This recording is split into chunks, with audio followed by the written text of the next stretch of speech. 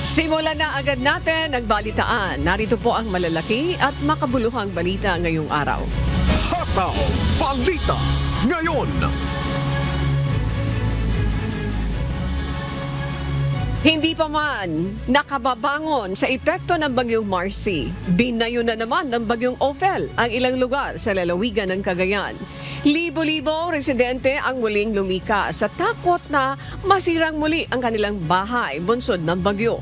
Nananawagan naman ang ilang lokal na pamahalaan ng tulong dahil napapagod na rin sila sa sunod-sunod na bagyong tumatama sa kanilang lugar. Bukod pa sa nararanasang kakulangan ng pagkain at kagamitan para matayong muli ang mga nasirang bahay dahil sa kalamidad. Kung hindi po ako nagkakamali, 3 to 4 bagyo na po ito. So sobrang pagod na rin po kami, sobrang hirap na po. So sa ngayon talagang hirap na kami, sir. Hindi pa nga kami nakaka-recover, nandyan na naman si Ophel. Pagkatapos ng Ophel, meron na naman si Pepito.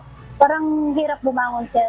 Nakita mo naman sa lugar namin, sir, talagang sirang-sira na yung mga ari-arian namin. Hataw Balita ngayon. Hindi tumitigil ang volunteers ng Department of Social Welfare and Development o DSWD sa pagre-repack ng relief goods para sa mga nasalanta ng sunod-sunod na bagyo sa bansa. Tuloy-tuloy din kasi ang pagpapadala ng DSWD ng supplies, partikular sa Northern Luzon, sa tulong na rin ng mga militar, pulis at iba pang ahensya ng pamahalaan. Muli namang tiniyak ng kagawaran na may sapat silang pondo para tugunan ang pangangailangan ng mga biktima ng kalamidad. Nakahanda tayo na tumulong sa mga local government units as part of our mandate to provide augmentation support. Para nga po yung pangangailangan ng mga disaster-affected families at communities ay ating pong agarang may pamahagi. Hataw Balita ngayon. Makailang beses na sinabi ni dating Pangulong Rodrigo Duterte sa pagdinig ng House Quadcom na pumatay na siya ng mga tao nung siya ay nasa pwesto pa. Hindi naman ito sapat para makasuhan ito ayon sa National Bureau of Investigation. Dagdag pa ng NBI, kailangan pa rin ng testigo o complainant para mapanagot ang dating Pangulo sa mga krimen ng kanyang ginawa. Kahit magsisigaw ako ngayon na marami akong pinatay, pero wala naman dumadating na complainant against me, hindi ako pwedeng makasuhan. Ganun po yun. Hataw Balita ngayon. Kailangang masuring mabuti ang mga naging pahayag ni dating Pangulong Rodrigo Duterte sa pagharap nito sa pagdinig ng House Quad Committee. Ito'y matapos itong aminin ang mga pagpatay niya noong siya ay nasa pwesto pa. Kilala ang dating Pangulo sa pabago-bago nitong pahayag, kaya ayon sa isang co-chairman ng Quadcom, kailangang mapag-aralang mabuti kung alin sa mga sinabi ng dating Pangulo ang totoo at alin ang hindi. Siguro kailangan pa namin upuan, pag-intindihin at basahin mabuti at pakinggan ulit kung ano yung totoong doon. At so we will have to ask the consensus of all the members in order to determine ano ba talaga yon. Hataw Balita ngayon. Posibleng isama ng mga otoridad ang mga naging pahayag ni dating Pangulong Rodrigo Duterte sa pagdinig ng House Quadcom kaugnay ng umano'y extrajudicial killings sa pagpapatupad ng war on drugs. Ayon kay Pangulong Ferdinand Marcos Jr., makatutulong ito sa isinasagawang investigasyon para mabigyang hustisya ang pagkamatay ng maraming biktima ng drug war. Pag-aaralan ng DOJ ang mga naging testimonya ng dating Pangulo para matukoy ang mga posibleng legal na aksyon. But, all of the testimony that was given yesterday really will be taken in and will be assessed to see what in legal terms what is the real meaning and consequence of some of the statements made by PRRD. Now that will result in a case being filed here in the Philippines. We will just have to see. The DOJ will have to make that assessment. Hataw Balita ngayon. Handang makipagtulungan ng Philippine National Police o PNP sa International Criminal Police Organization sakaling humingi ito ng tulong sa pag-aresto kay dating Pangulong Rodrigo Duterte. Ayon kay PNP Public Information Office Chief Police Brigadier General Jean Pajardo, may umiiral na kasunduan sa pagitan ng law enforcement agencies kabilang ang PNP sa international counterparts kaugnay ng pagsisilbi ng warrant of arrest sa mga taong pinaghahanap ng batas. Gaya na lang ng nangyari sa paghuli kay dismissed Bamban Mayor Alice Go at ang ginagawang pakipag-ugnayan sa Timor-Leste kaugnay kay dating Congressman Arnie Tevez. No less than the former president has clearly stated na he will submit himself to the jurisdiction of ICC. So personal po niya itong take po. So kung meron mang pong lalabas na warrant of arrest at ang Interpol po ay hihingi po ng assistance sa atin, then like I said, the PNP, particularly the Philippine National Police, is bounded by the security protocol with respect to assistance to be provided with our foreign counterparts po. Hataw Balita ngayon. Nananatili ang posisyon ni Pangulong Ferdinand Marcos Jr. na walang jurisdiksyon ang International Criminal Court na mag-imbestiga sa Pilipinas. Gayunpaman, ayon sa Pangulo, hindi nito haharangin ang ICC sa pag-iimbestiga sa nangyaring war on drugs ng nakaraang administrasyon. Ito ay kung si dating Pangulong Rodrigo Duterte na mismo ang may kagustuhang magpaimbestiga at sumailalim sa paglilitis ng ICC. Well, was the comment of the Executive Secretary, the former Chief Justice. If yun ang gugustuhin ni PRRD, hindi naman kami haharang doon sa mga ICC. Hindi lang kami tutulong. Ngunit kung pumapayag siya na makipag-usap siya o magpaimbestiga siya sa ICC, nasa kanya yun. Wala nang kaming desisyon doon. Hataw Balita ngayon. Wala ring impormasyon ng National Bureau of Investigation o NBI sa issue na nag-apply ng asylum si retired Police Colonel Royina Garma sa Estados Unidos. Ayon kay NBI Director Retired Judge Jaime Santiago, maganda na rin ang nangyari na naharang si Garma papasok ng Amerika. Oras na makabalik ng bansa si Garma, ipatatawag o padadalhan nila ito ng sabpina kaugnay sa kanilang investigasyon sa pagkamatay ni Philippine Charity Sweepstakes Office Board Secretary Wesley Barayuga. Yung next step, antay kami ng order from the Quadcom or from the DOJ kung anong participation namin, investigation na gagawin about Garma. Hataw Balita ngayon. Hindi magbabago ang posisyon ng Pilipinas sa ipinasang dalawang bagong maritime law na gumigiit sa karapatan ng bansa sa mga karagatang sakop nito.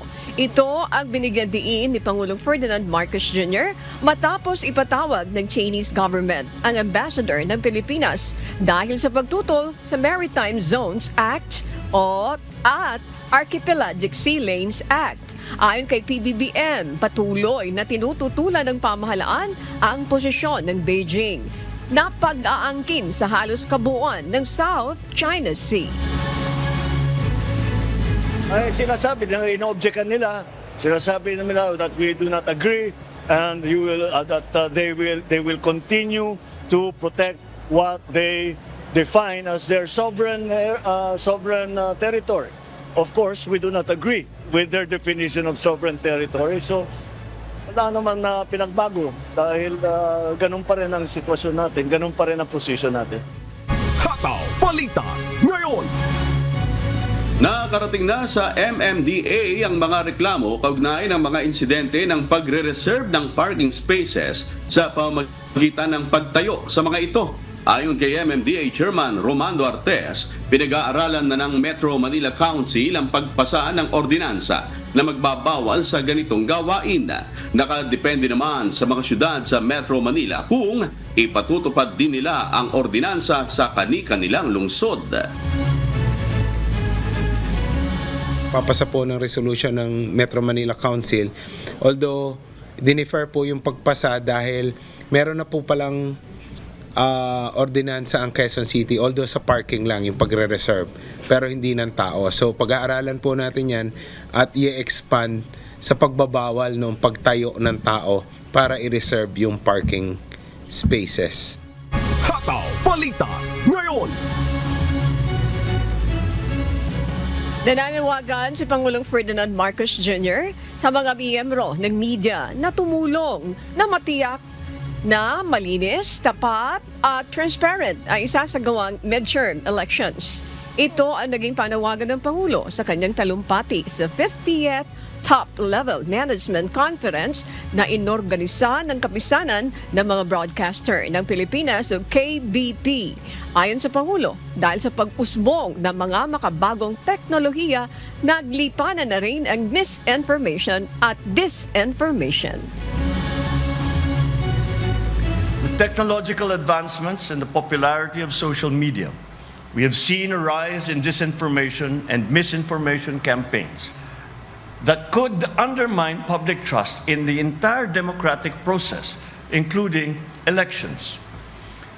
In this regard, media plays a vital role in dispelling the noxious influence of misinformation, dismantling the lies that are spread by troll farms and other malicious organizations.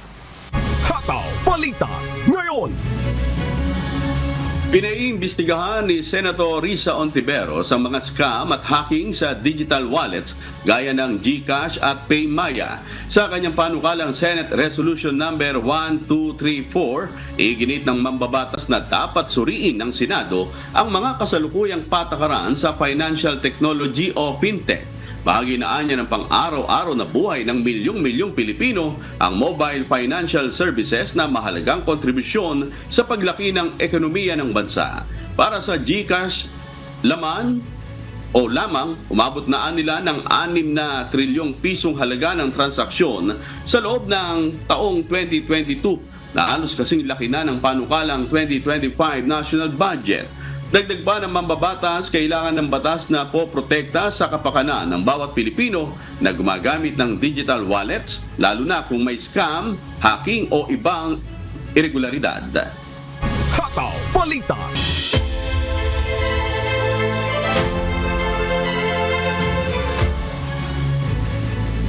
Inatasan ni Pangulong Ferdinand Marcos Jr. ang DPWH, DTI, DOST at mga lokal na pamahalaan na patatagin ang mga gusali at estruktura upang matiyak ang kaligtasan laban sa epekto ng climate change.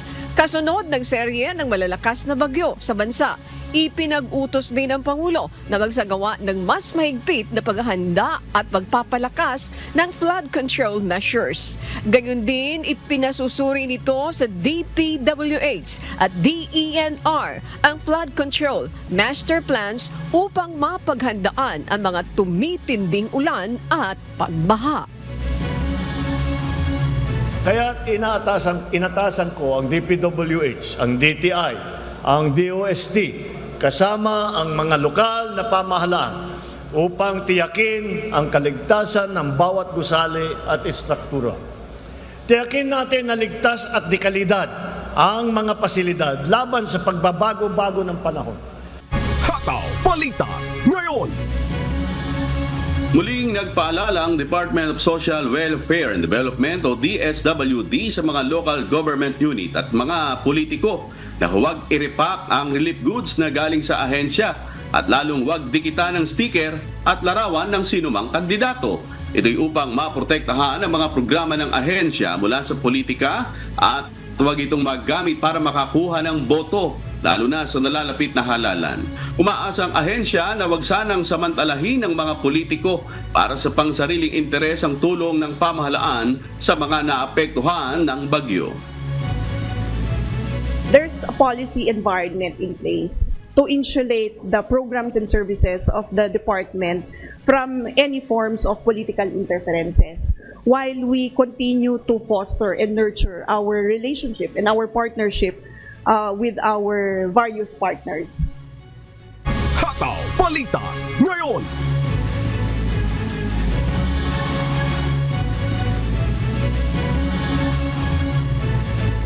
Naging mainit ang mga usapan sa pagdinig ng House Quadcom sa pagharap ni dating Pangulong Rodrigo Duterte. Hindi mapigil ng dating Pangulo ang pagmumura, kaya makailang ulit siyang pinapaalalahanan ng mga kongresista. May mga pagkakataon pa na inambahan niya sina dating Senator Leila de Lima at Antonio Trillanes na mga kilalang kritiko ng kanyang administrasyon matapos magsalita ang mga ito ng mga bagay laban sa dating Pangulo. Sa kabila ng mga ito, natapos naman ang pagdinig ng walang napapatawang contempt order. Meron naman mga spices ang mga hearing ng Quadcom di ba? Kaya natutuwa naman yung mga tao. Sometimes we need a breaker, yung mga ganitong klase ng mga sitwasyon ay parang sasabihin natin na siya yung unwelcome na welcome. Hataw Balita ngayon. Malaking tulong ang ipinangakong 1 milyong piso ni dating Pangulong Rodrigo Duterte para sa mga pulis na apektado ng ginawang kampanya laban sa iligal na droga sa ilalim ng kanyang administrasyon.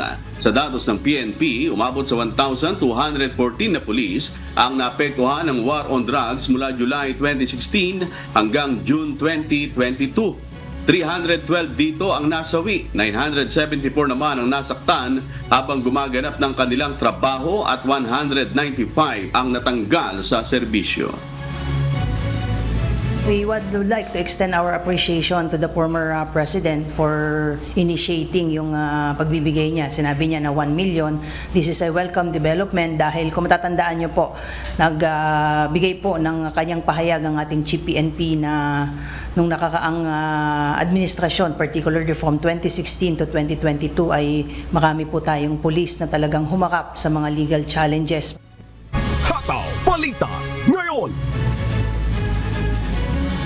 Walang obligasyon ang Pilipinas na makipagtulungan sa International Criminal Court ukol sa isa sa gawa umano nitong investigasyon kay dating Pangulong Rodrigo Duterte. Kaugnay ito ng umano'y extrajudicial killings sa pagpapatupad ng kampanya nito laban sa iligal na droga sa ilalim ng kanyang administrasyon. Gayunpaman, ayon kay Executive Secretary Lucas Bersamin, ay maaari pa rin hingin ng ICC ang jurisdiksyon sa dating Pangulo sa pamamagitan ng tulong ng International Criminal Police Organization o Interpol. Under our protocols, the Interpol could effectively request by red notice the Philippine local law enforcement agencies to effect the process. Hataw Balita ngayon. Kinumpirma ng Philippine National Police o PNP na dinala sa isang children's hospital sa Quezon City si KOJC Leader Apollo Kibuloy para sa ilang medical test. Sinabi kahapon ni PNP Public Information Office Chief Police Brigadier General Jean Pajardo na dinala ang religious group leader noong Miyerkules sa nasabing ospital dahil ito ang pinakamalapit na ospital na mayroong equipment na kailangan para sa isasagawang pagsusuri. Agad namang ibinalik si Kibuloy pasado alas 9 ng gabi kamakalawa sa Philippine Heart Center matapos isagawa ang medical test. Naunang dinala ang religious group leader sa PHC noong November 8 matapos itong makaranas ng irregular heartbeat. Naharap si Kibuloy at mga kapwa akusado nito sa mga kasong qualified human trafficking at child abuse. Hataw Balita ngayon. At para naman po sa mga balita sa iba't ibang panig ng mundo, narito po ang ating global correspondent na si Amiel Pascual mula sa Doliu City, Taiwan.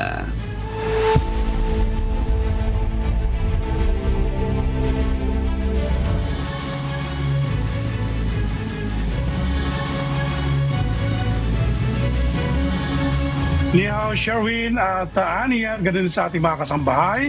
Inaasahang tatama sa Caribbean ng Tropical Storm Sara at mararamdaman ang epekto nito sa Central America at Mexico. Mula sa Texas, USA, may humahataw na balita.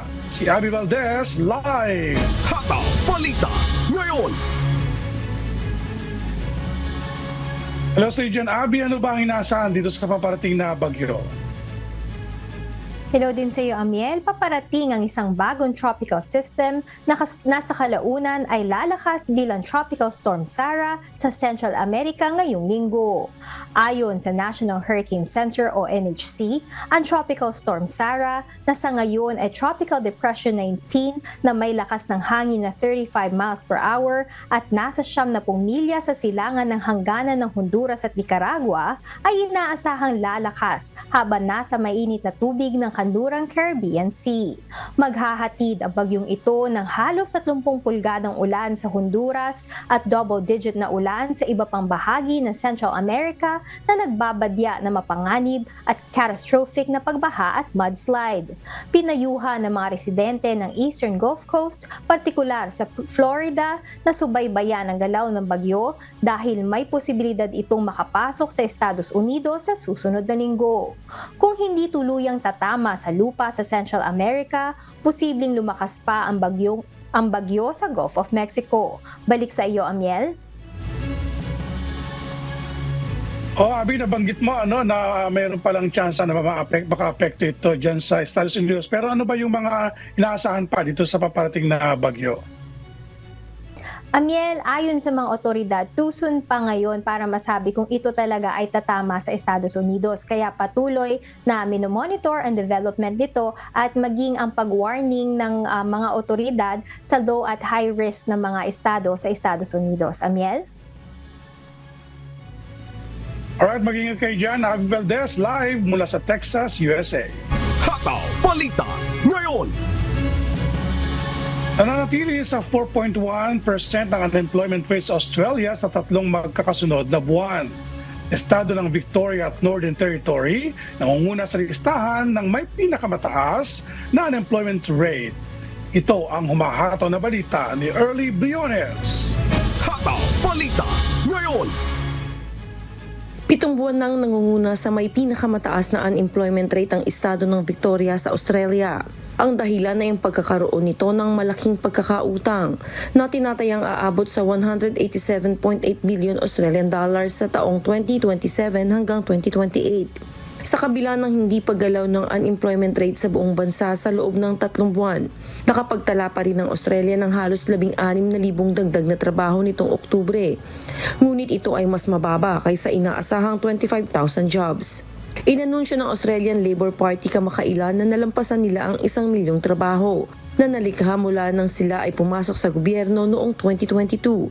Subalit ayon kay Treasurer Jim Chalmers, ang hindi tiyak na kalagayan ng ekonomiya sa buong mundo, ang pinakamataas na interest rates sa loob ng 13 taon at ang mga suliranin sa mataas na cost of living ay nagdulot ng paghina sa ekonomiya at labor market. Early Briones, humahataw sa balita ngayon. Hataw Balita ngayon. Ipatutupad na ng Los Angeles Unified School District or LAUSD ang total cellphone ban sa mga paaralan simula February 18. Layunin ng pulisiya na mapigilan ang digital device obsession ng mga estudyante. Ito ang humahataw na balita ni Christy Rosacia. Hataw Balita ngayon. Simula Pebrero sa susunod na taon, ipatutupad sa Los Angeles ang cellphone ban sa mga paaralan upang hikayatin ang mga estudyante na mag-focus sa pag-aaral. Sakop ng pagbabawal ang cellphone, smartwatch, earbuds at iba pang Wi-Fi-enabled devices na maaring gamitin sa messaging, pagtawag o pag-browse ng internet. Papipiliin ng bawat paaralan kung paano itatago ang devices ng mga estudyante. Ayon kay Andres Che, Chief of School Operations ng distrito, mahalaga ang suporta ng mga magulang at estudyante para sa matagumpay na implementasyon ng pulisiya. Binigyan din naman ni Superintendent Alberto Carvalho ang pangangailangang wakasan ang pagiging addicted ng mga kabataan sa cellphone. Magtutuloy-tuloy ang ban mula sa pagpasok ng paaralan hanggang sa huling bell, kabilang ang break at tanghalian. May mga exemption para sa mga estudyanteng may health needs o special education requirements at maaring payagan ng cellphone access sa mga piling emergency. Christy Rosacia, humahataw sa balita ngayon. Hataw Balita ngayon. Makibalita naman tayo sa Vietnam. Inihayag ng pinuno ng Union sa Vietnam, Samho Company Limited, na nahihirapan silang makahanap ng karagdagang manggagawa kahit na may alok sila na tirahan, ayuda para sa pangaraw-araw na gastos at transportasyon. Kulang na kulang aniya ang mga manggagawa para sa demand ng mga produksyon, kaya naman hinihikayat niya ang mga kumpanya na magbigay ng competitive benefits at services. Ito ang humahato na balita ni Chris Aguado. Hataw Balita ngayon. Umabot sa mahigit 60% ng mga manggagawa sa mga sektor ng tela, sapatos, electronics, kalakalan, serbisyo at construction ay mga imigrante mula sa ibang lalawigan. Batay sa datos mula sa Center for Human Resource Demand Forecasting and Labor Market Information. Ayon kay Livanti ng Department of Labor, War, Imbalance and Social Affairs, dati ay nangunguna ang Ho Chi Minh City sa pag-akit ng mga imigrante, ngunit ngayon ay bumababa ang bilang ng mga nais magtrabaho sa lungsod. Isa sa mga dahilan ay ang pagdami ng mga industrial park at economic zone sa mga probinsya. Upang punan ng kakulangan, maraming pabrika ang nag-overtime, gumagamit ng teknolohiya o nagdilipat ng operasyon sa probinsya. Kailangan ng suporta ng pamahalaan sa murang pabahay, childcare at trabaho para sa mga babaeng manggagawang mahigit 40 taong gulang upang mapanatili ang mga manggagawa. Chris Aguado, humahataw sa balita ngayon.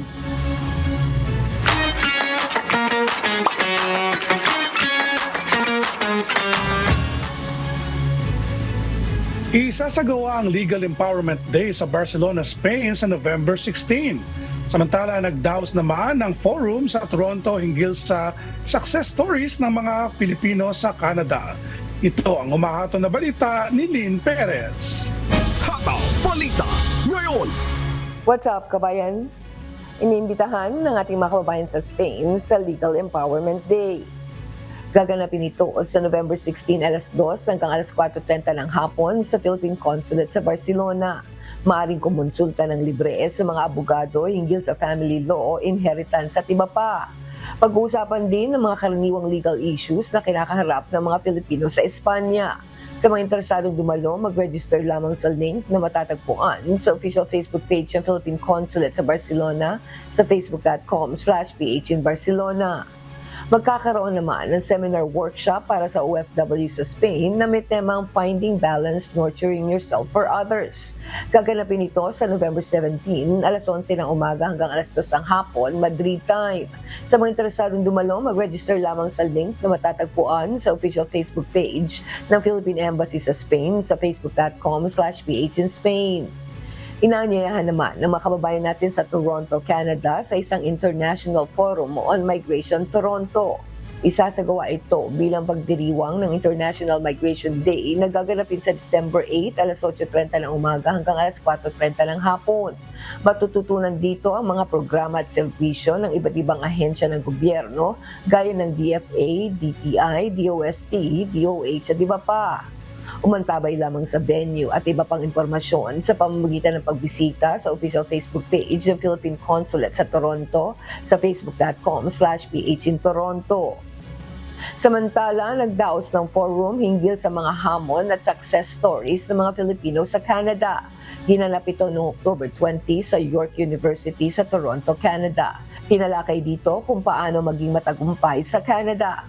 Well, first of all, sabi nga nila, kailangan ng tiyaga, hard work, and you have to do research. Make sure you have the correct information for whatever your plans are for the future and to manage your expectations as well. May mga programa rin ng Canada para sa mga Pilipino upang maging madali ang pakikipag-angkop nila sa bansa.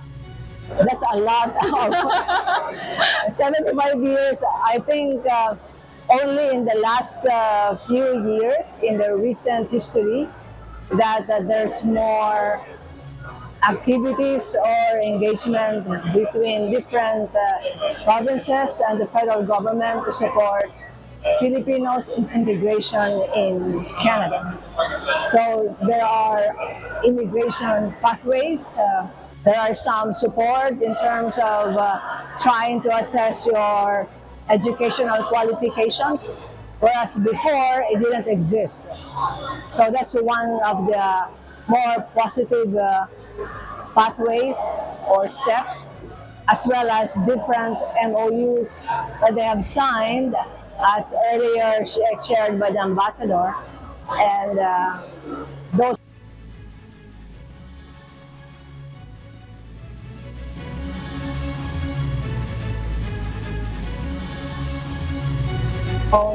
in Canada. Lynn Perez, sumahataw sa Balita Ngayon. Hataw Balita Ngayon. At yan po ang mga balita mula sa iba't ibang panig ng mundo mula rito sa Dolio City, Taiwan. Ako si Amiel Pascual. Magandang araw. Sawan. Hataw Balita Ngayon. Nagsuspindi na ng pasok sa paaralan ng ilang lokal na pamahalaan sa bansa bunsod ng epekto ng bagyong Ophel at inaasang pananalasa ng bagyong Pepito. Walang pasok sa lahat ng antas ng pampubliko at pribadong paaralan sa Camarines Norte, Camarines Sur, Catanduanes, Masbate, Sorsogon, Albay, Cagayan, Quirino, mga bayan ng Etiague, San Isidro at Santiago City sa Isabela. Ilang lugar sa Batangas gaya ng Alitagtag, Balete, Cuenca at Laurel. Gayon din sa Buenavista, Marinduque, Nabal, Biliran, Gian sa Eastern Samar, buong Northern Samar at mga pampublikong paaralan sa munisipalidad ng Daram sa Samar. Samantala, preschool to senior high school naman ang walang pasok sa buong lalawigan ng Abra at Paraceli sa Mountain Province. Hataw Balita Ngayon.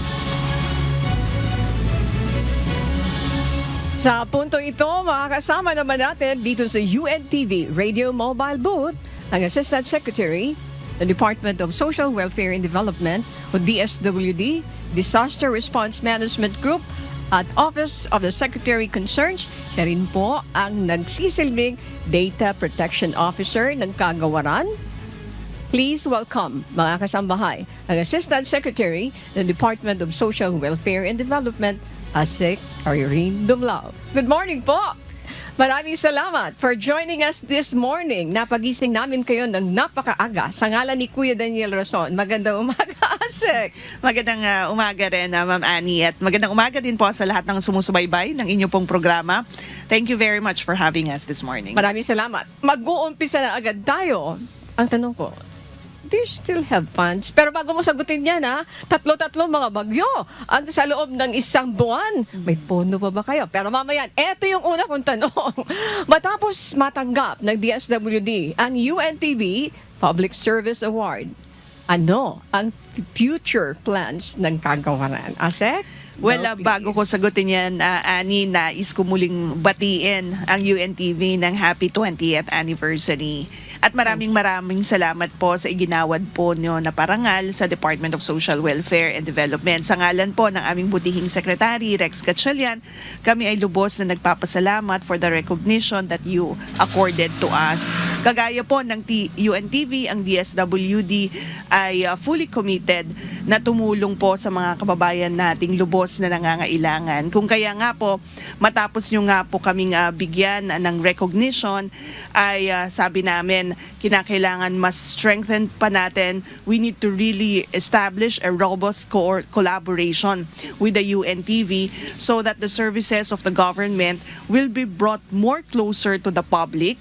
Mas marami pa pong makaalam ng mga programa at serbisyo na ipinapatupad po ng national government through the DSWD at sa pamamagitan nga po ng ating collaboration with UNTV and other private organizations ay mas marami pa po tayong matulungan. Maraming salamat po at sa ngalan ng aming President and CEO, Kuya Daniel Rason, na-appreciate po namin ang pagdalo nyo at pagtanggap nyo ng parangal na ginawan po ng UNTV and you deserve that. Maraming salamat. Okay, this is my question a while ago. Sa umpisa pa lang, I'd mentioned about the pondo. Ayan.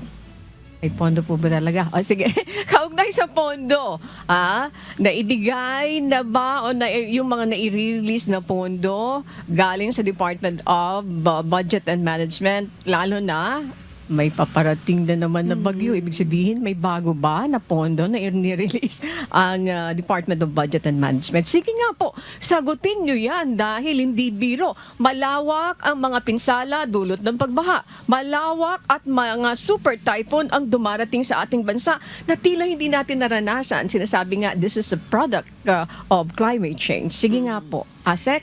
Yes, Annie, unang-una nais nating banggitin na nagpapasalamat ang Department of Social Welfare and Development sa Department of Budget and Management sa patuloy po nila na pagsuporta sa DSWD para magampanan ng aming pong ahensya ang aming mandato na mag-provide ng food and non-food items and all immediate assistance sa mga disaster-affected families and individuals. Katunayan, Annie, kahapon ay nakatanggap tayo ng replenishment ng ating Quick Response Fund. Lumabas ang saro dyan in the amount of 875 million pesos.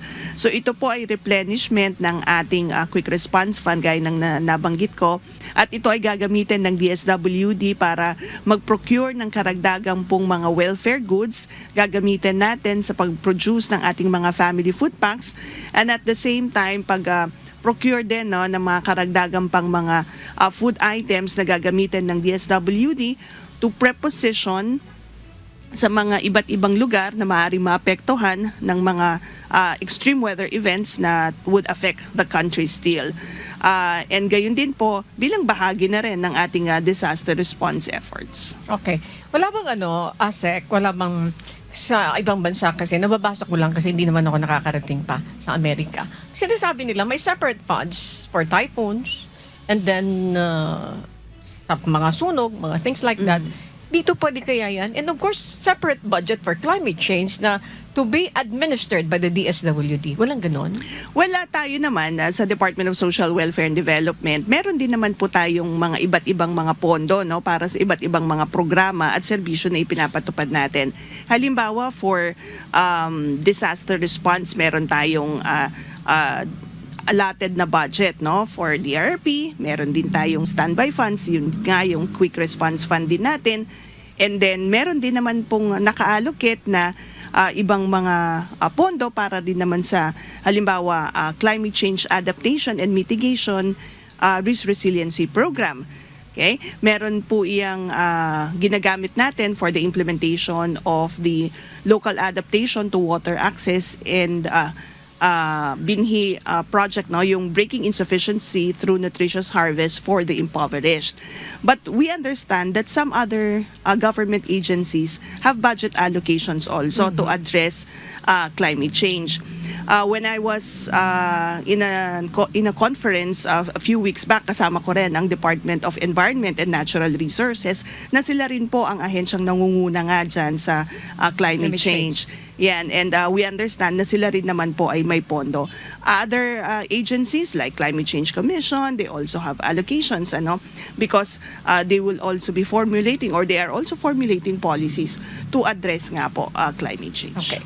Thank you for that. Nakakatuwang pakinggan. Kasi siyempre, nakikita namin, we can attest na napakabilis ng pag-responde ninyo po. Pagka mawala ng pondo, dahil nga sa sunod-sunod ng mga bagyo, hindi lang ordinaryong bagyo, hindi lang ordinaryong mga pagbaha na ngayon lang natin naranasan, baka mawalan kayo ng pondo. But you're telling us now na walang problema kasi meron po kayong pondo. Now, speaking of the funds, yung mga lately po, di ba, yung Cagayan, hindi pa sila nakakabangon, hindi pa natutuyo yung kanilang mga sampay o kaya yung mga nasira ng nakaraang bagyo. Binayo na naman sila. Ang mga kababayan po ba natin, are they well cared o yung mga assisted, yung sa mga pangangailangan nila?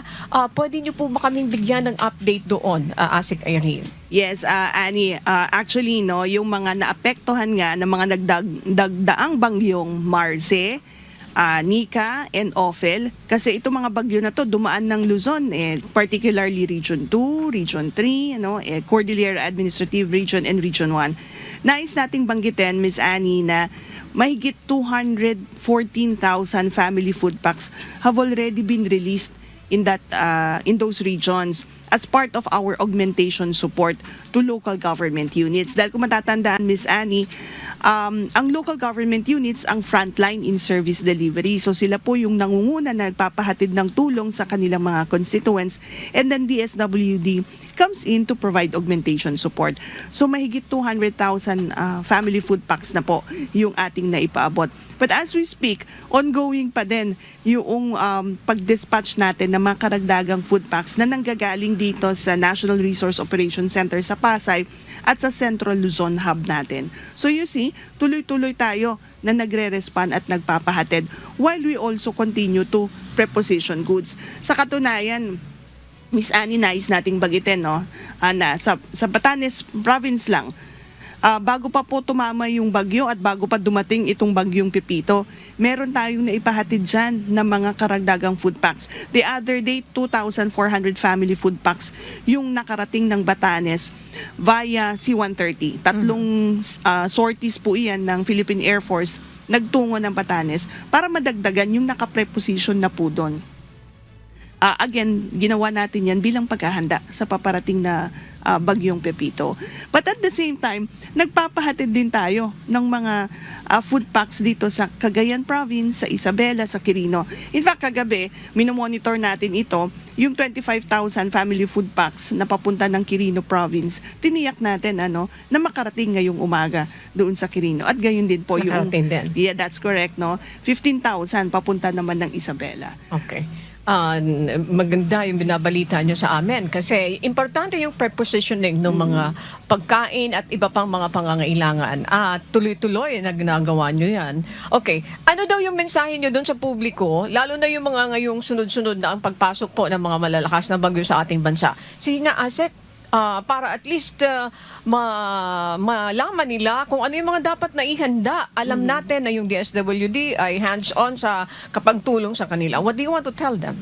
Well, of course, Annie, sa ngalan ng aming butihing Secretary Rex Gatchalian, nais nating ipaalam sa ating pong mga kababayan, lalo na po yung mga naninirahan in mga disaster-affected areas, na you don't have to worry because the DSWD is ready and prepared to provide the necessary support sa inyo pong mga lokal na pamahalaan para makatugon sa inyo pong mga pangangailangan. We would like to address all families and individuals in potentially affected areas ng mga paparating na bagyo nitong si Pepito at may iba pa pong mga disasters and emergencies that may affect our country, that the DSWD is ready with its resources. At makakaasa po kayo na we will immediately extend the necessary support. Okay, Asek, bako ko kayo pakawalan. Gusto ko i-clarify, you cannot render assistance sa mga lugar na hindi nyo alam ang sitwasyon because sa panahon ng bagyo, sa panahon ng baha, definitely, nagbabag down yung mga communication. We understand, we learned about this mobile command center. What is this? Mayroon kayong 16. Ano po ito? Yes, Annie, ito yung mobile command center natin. It's actually one of the innovations introduced by Secretary Rex Gatchalian. Ang objective nito ay i-bridge yung communication gap during the event of disasters. Alam naman natin, Annie, kapag may bagyo, nadi-disrupt yung internet connectivity, nawawala ng kuryente, so naapektuhan yung pagpapadala ng information, which is vital for disaster response. So itong mga mobile command centers natin dinideploy sa mga areas na maapektuhan nga ng bagyo para kapag anumang mangyari in that area, we can still be fed with information relevant to our disaster response efforts. So sa national o sa central office, alam natin kung anong sitwasyon at nakakagawa tayo ng plano o desisyon that would really impact doon sa disaster-affected community. So meron po it's equipped with sophisticated IT equipments.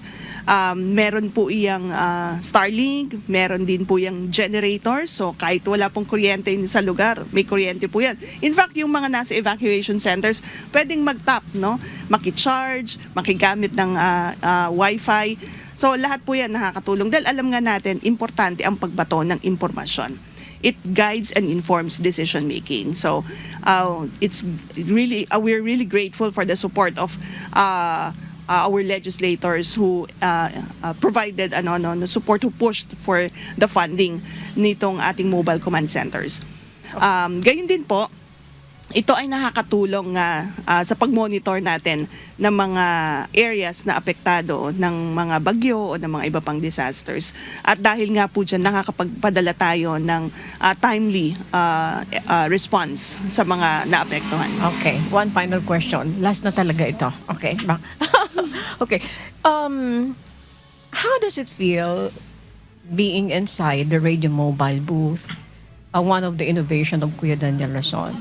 Is this your first time? Actually, Annie, this is not my first time. In 2018, I recall, I also rode this vehicle sa may Pasay naman. I think you had a community or outreach program conducted in that area, and DSWD was also invited. In 2018, I was also the spokesperson ng department. So, it actually is a good experience to be riding in this vehicle dahil nakikita natin na habang tumutulong tayo sa mga kababayan po natin nangangailangan ng tulong, and naibabalita na rin po natin kung ano yung isinasagawa natin. Napakahalaga kasi noon. Ako as a communications practitioner, nakikita natin na napakahalaga na maipaabot natin sa publiko kung ano ang ginagawa natin, kung paano po tayo nakakatulong, and nai-inform din natin kung ano ba yung mga services na maaari natin pong i-extend o i-offer sa mga kababayan nating nangangailangan. So advocacy is really very important. But I am impressed, and we laud the efforts of the UNTV, because this is not just a matter of advocacy, but talagang this is public service. Thank you so much, Asik Irene Domlao ng Department of Social Welfare and Development. Thank you. Keep safe. Maraming salamat, Miss Annie, again for inviting us. Magandang umaga po.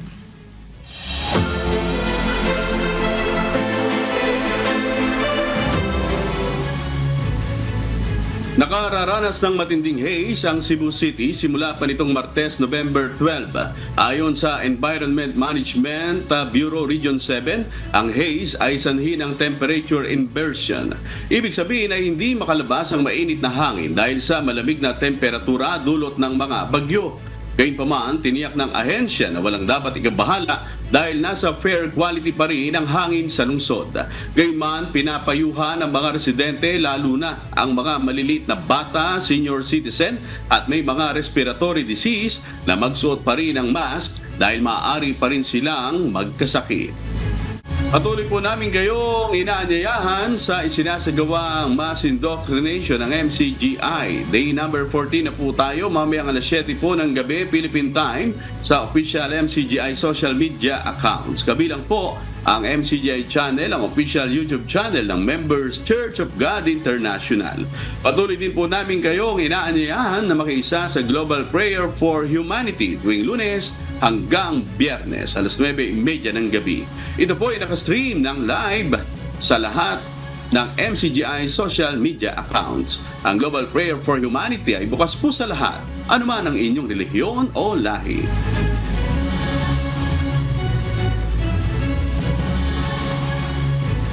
Ang UNTV Radio Mobile Booth ay hindi lamang maghahatid ng mga bago at maiinit na balita dahil sa mga darating na araw, kasama na rin ito sa pagbibigay ng libreng serbisyo sa mamamayan. Iikot ang UNTV Radio sa iba't ibang lugar sa bansa upang abutin ang mga nangangailangan.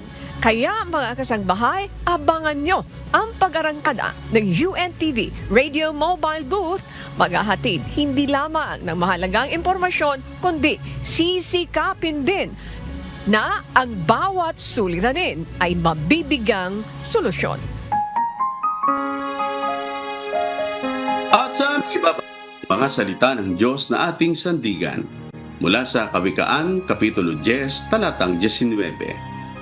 Sa karamihan ng mga salita ay hindi nagkukulang ng pagsalangsang, ngunit siyang nagpipigil ng kanyang mga labi ay gumagawang may kapantasan.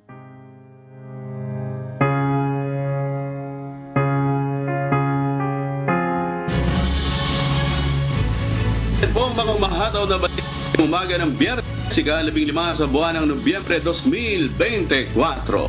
Ako po ang inyong amigo, Erwin Kulubong. Sa ngalan ng lahat ng bumubuo ng UNTV News and Rescue, UNTV Radio La Verdad 1350 at ang ating mga correspondent mula sa Pilipinas at sa iba't ibang panig ng mundo. Ako naman si Annie Rentoy. At dito sa UNTV at UNTV Radio La Verdad 1350, Diyos ang aming sandigan. Serbisyo publiko ang aming pinahahalagahan. Susunod na po ang Good Morning Kuya. Salamat po sa Diyos, magandang bahay at magandang umaga.